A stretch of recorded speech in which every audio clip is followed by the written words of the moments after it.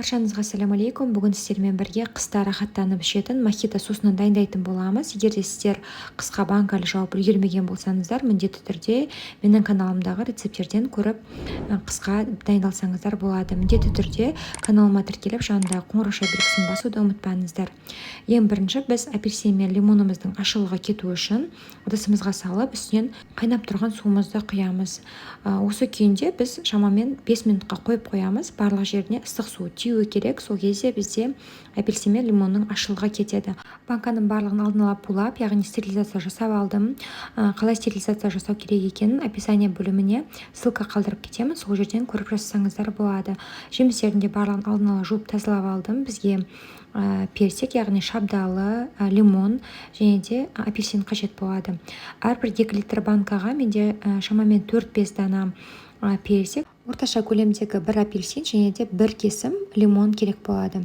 Барлық банкаға міне осылайынан салып шығамыз барлығын. Видеода айтып өткенімдей, банканы стерилизация жасау жолын төмендегі описание бөліміне қалдырып кетемін. Немесе ең оңай әдісі біздің дәріханадағы спиртпен алып банкаңызды сүртіп шықсаңыз да, сол өте керемет стерилизация жасап береді.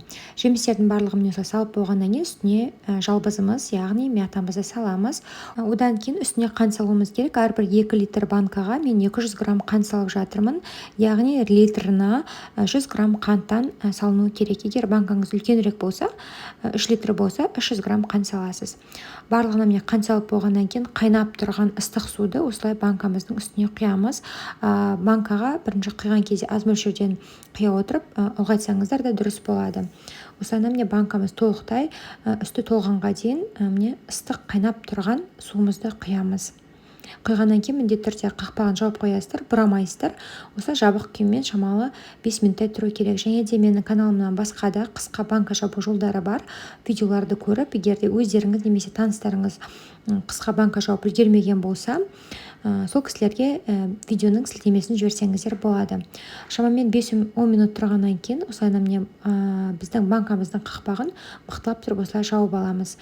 Жауыпқаннан кейін осылай банкамызды орнынан қимылдатамыз. Қанты сонда бізде жақсылап ериді. Ыстық болғандықтан кішкене абайлап жұмыс жасауларыңыз керек болады.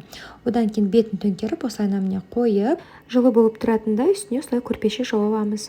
Келесі күнге дейін осылайынан тұру керек. Одан кейін бізде тоңазытқышымызға немесе жертөле, яғни погребқа қойсаңыздар болады. Егер де видео ұнаған болса, қазақ тіліндегі YouTube каналдың дамуына өз үлестеріңізді қосып, парақшама тіркелуді ұмытпаңыздар.